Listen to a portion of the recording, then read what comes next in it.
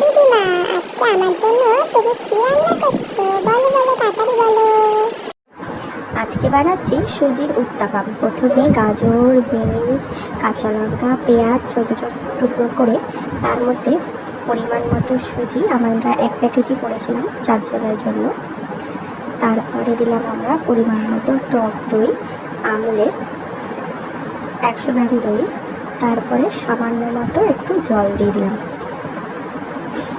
বাচ্চা বড়রা খেলে ইনো দেবেন বা খাবার সোডা দেবেন, কোনো বাচ্চা খেলে দেবেন না, এটা স্কিপ করে যাবেন। তারপরে ম্যারিনেট করে ভালো করে মাখিয়ে 10 থেকে 15 মিনিট মতো ঢাকা দিয়ে রেখে দিতে হবে। আর যদি জল লাগে দেখে বুঝবেন, একটু জল মিশিয়ে দিতে হবে।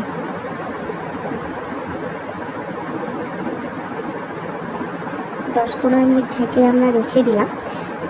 তারপর দুটো কড়াই নেব আমরা। একটা কড়াইয়ের মধ্যে তেল, সর্ষে আর কারি পাতা ফোড়ন দিয়ে দিলাম ওই সুজিটার মধ্যে,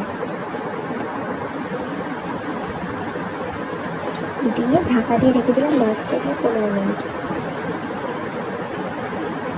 তারপর দুটো কড়াই বসালাম গ্যাসে। বলে আমরা একটাতে আমার নাতির জন্য করছি ছোটো ছোটো প্যানকেকের মতো দেখতে হবে, আর আরেকটা কড়াইতে আমাদের জন্য বড় ভাবে উত্তাপা বানাচ্ছি। সামান্য একটু তেল দেবেন, সাদা তেল দিয়ে এরকমভাবে, বেশিক্ষণ লাগে না, একটু ঢাকা দিয়ে দেবেন। খুব বেশি হলে 5 মিনিট, তারও কম সময়ের মধ্যে তৈরি হয়ে যায় উত্তাপা। ঢেকে ঢেকে করলে সবজিগুলো ভালো করে সিদ্ধ হবে।